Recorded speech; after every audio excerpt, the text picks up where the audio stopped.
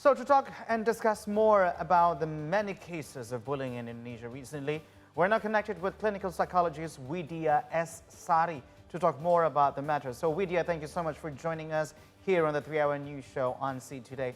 Now, why do you think there are more and more cases of bullying these days? Because we heard many of these kind of cases in the past years, relatively less than 5 years. And now it's happening again, and even more severe in our eyes. Well, bullying has already been a huge problem in our society, especially among children, and it's amplified by the rising of social media usage, which also promotes free talk, free speech, and children who are still very young, they don't really understand which are the limitation of those freedom and how to act respectful. So besides the parenting style, besides the school climate, the rising of social media usage also are the one of the risk factor of this case. So Widya, it's of course not a new occurrence that we hear about bullying, but you're right. Now that social media is that we feel like we hear more reports of it. But can you give us a little bit of an overview of the current state of bullying here in Indonesia? You mentioned that it could be because of the parenting style, could be because of the school climate. But how prevalent is it? And how, the question is always, because I'm a parent, is it something that we have to do at home? Or is it something that the school is supposed to be also enforcing? I mean, it's not just about do not bully, but do the kids actually know what bullying is?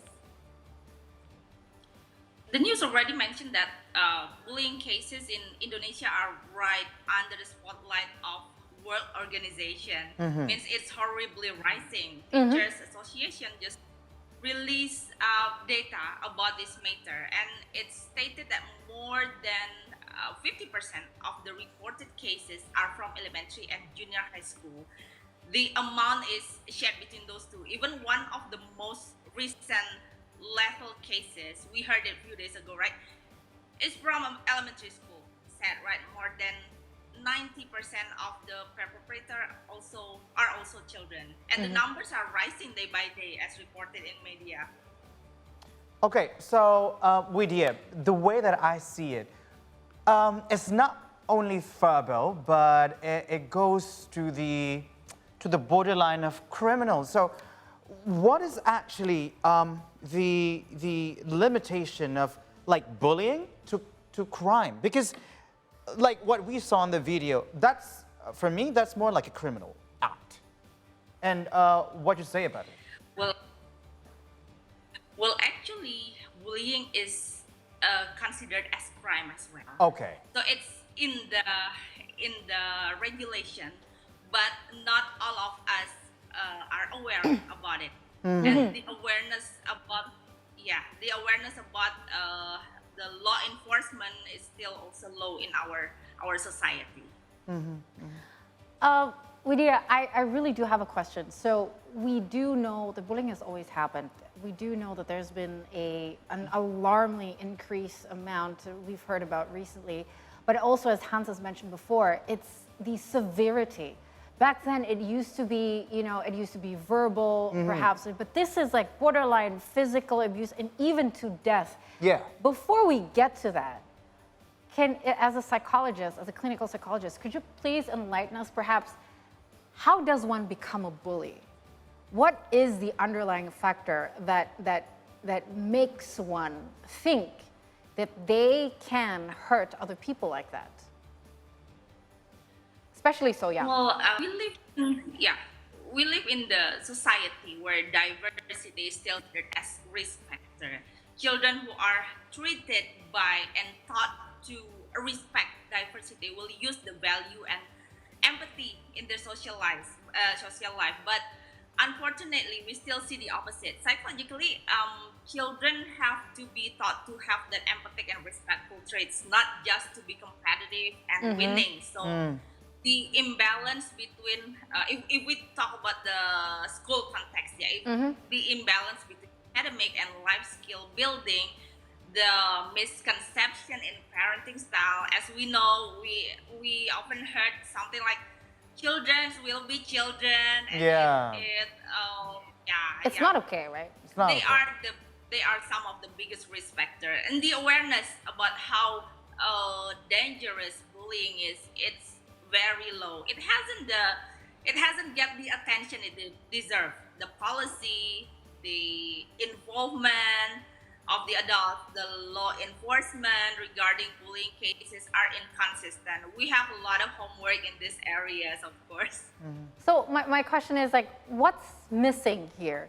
Because you've mentioned that, you know, children have to be taught empathy and things like that. I know for sure that in regularly, kids still get, you know, these character building, should be getting these character building curriculums at school, Yeah. whether it's at Softwise or directly a character building class. But what is the difference? Because I feel like 10 years ago, bullying was not this intense at this young age.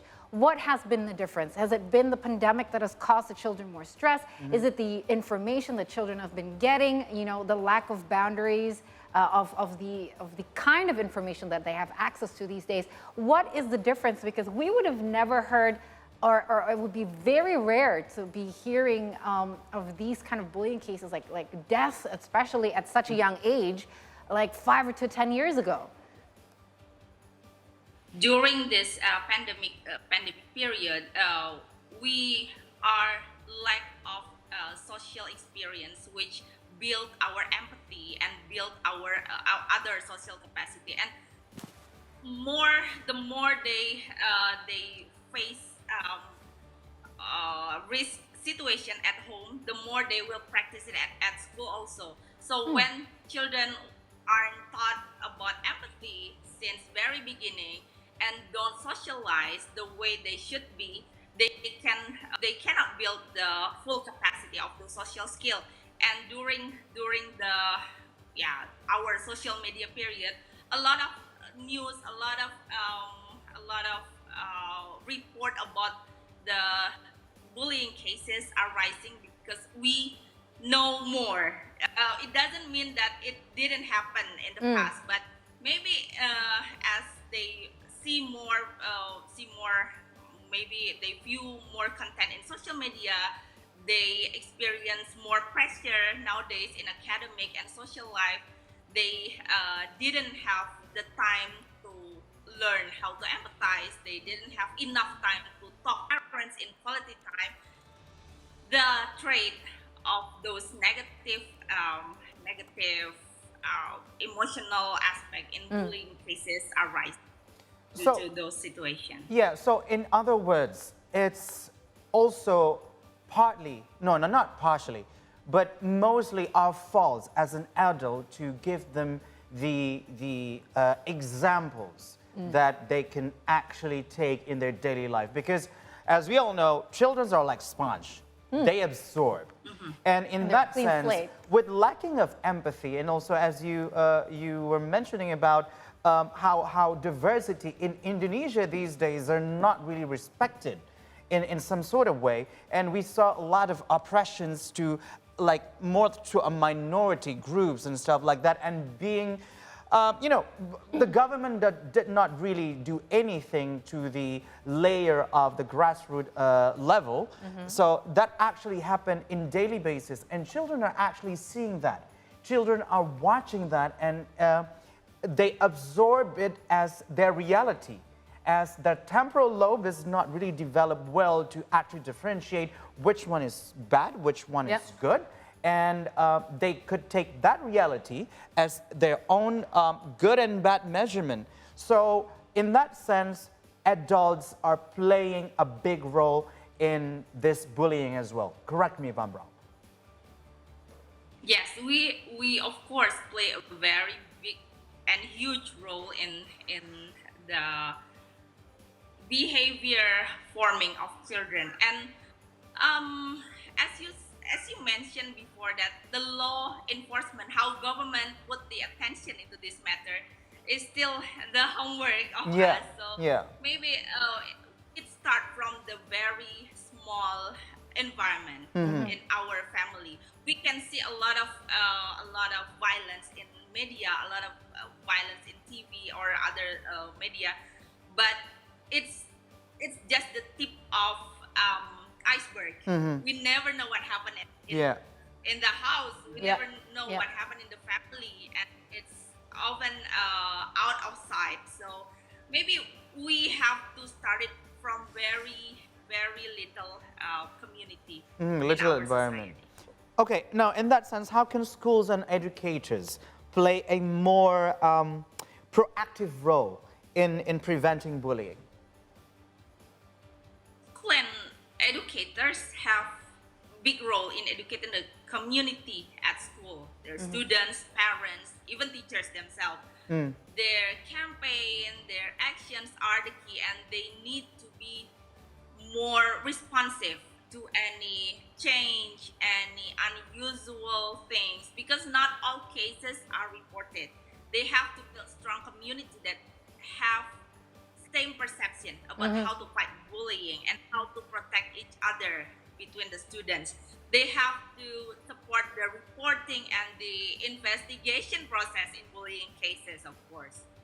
So, Widya, my question would be, as a parent and you as a psychologist, how can we instill or start teaching empathy as early as possible to our children? Because this seems to me like this is an alarming case of, I don't know, that the intensity of it's being reported and also the kinds of cases that we hear is a little bit different than previous years, you know. It's not that it's never happened before, but the kind of cases, it's just alarmingly different. And as parents, how can we help them develop empathy?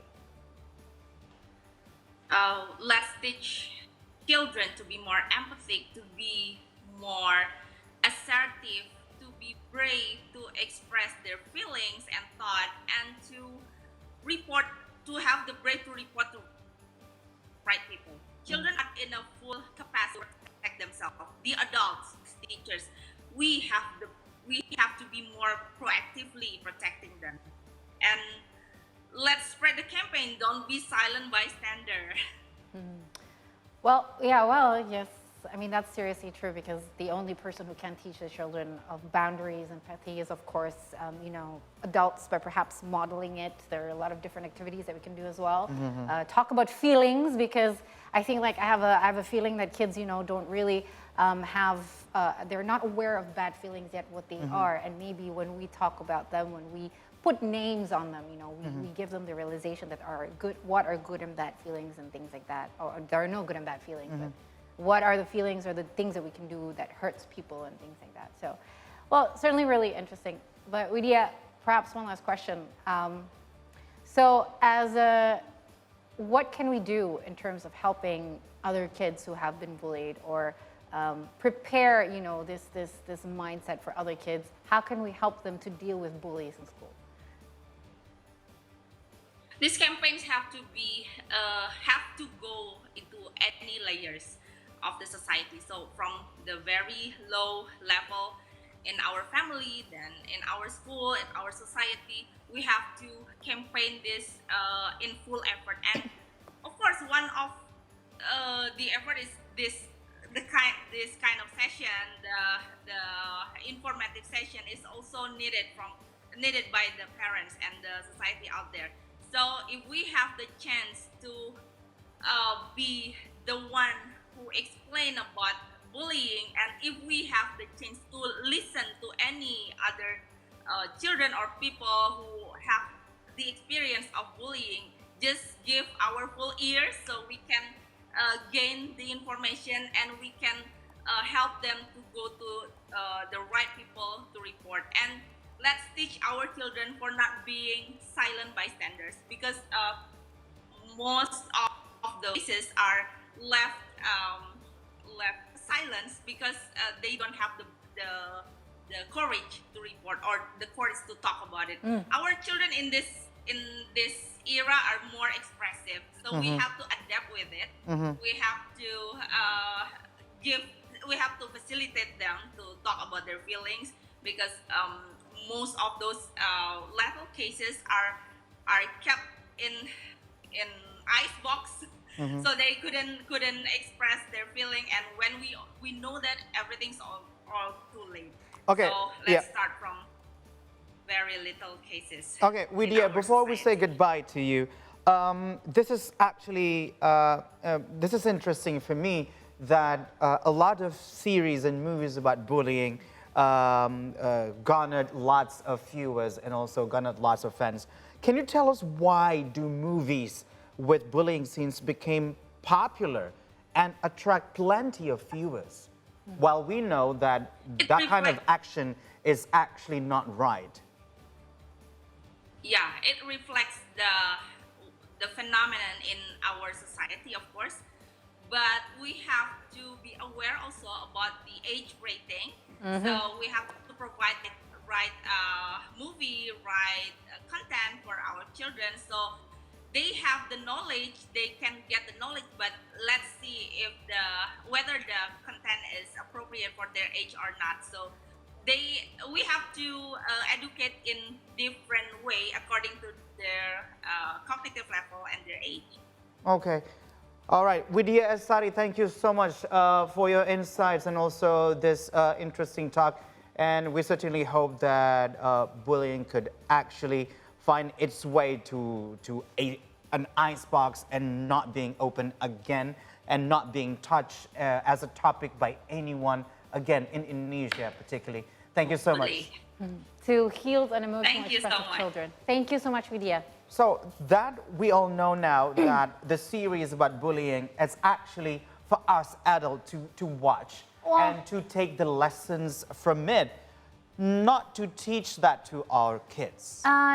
It's you remember the time where 13 Reasons Why was very Yes, I you do. know, I did watch Netflix that. series. Yeah, I did 13 watch that. Reasons Why that drove a child to a teenager to commit suicide because she was being bullied. I mean, this is the real world out there. It's definitely not a thing. But I think Widya, in a sense, is right that it's like a double-edged sword. In one sense, it is eye-opening that something like that can happen. Watching that can go either way. So if I think the child is not mature enough to digest what it actually is for, it can be very dangerous because there is a lot of critique about 13 Reasons why bullying is being romanticized in movies and in what's it called in series and things like that. Or in popular culture. In popular culture. And we just have to be very careful, and I think what Widya said was right, that we have to communicate with the kids. The children these days are very expressive, and one of the best way of doing it is actually, it's good that they're expressive. It means that they're not afraid to talk about their emotions, but as adults, are we ready to listen to what it is they're trying to say? And also, the key take from our conversation earlier is also, as an adult, we are setting the example. Yeah. Because those children, they absorb like sponge, as I said before, and they take what's good and bad from the adults. So if you are not doing anything right in terms of, bullying, probably oppressing your neighbor for having a different opinion than you and different principle than you, and then you have to do in somewhat way oppressing them, your children will see that as the correct way of confronting people. Yeah, and that's where children, we are supposed to be the role models. Yes. So the easiest way, if we want to teach empathy, because empathy was the key takeaway, is that we need to be able to role model empathy. How do we deal with the feelings of other people? How do we deal with our feelings? Even as simple as when they are trying to communicate to us their feelings, do we have enough empathy to listen? That is the key point. That's always been told to me as the number one parenting tip that was given to me was whatever feelings that they have, it shouldn't trigger you to dismiss it. You have to listen and to hold space for them so that they understand that these feelings can be processed and there's no such thing in good and bad feeling. It's just how we respond to them that's important. Be a role model. Yeah. Wow, heavy topic indeed for a weekend, but we're glad that we're putting it out there, hopefully to raise more awareness. We're going for another break. And after the break, Aubrey will deliver some economics and business updates. So Aubrey, what do you have for us? Yes, so for those of you who missed it, after the break, we will have a special business talk show with the Chief Marketing Officer of Telkomsel, Derek Hang, to talk about Indonesia's connectivity and entertainment sectors, along with other business stories from Indonesia. So stay here, right here, only on Tri News Show on City.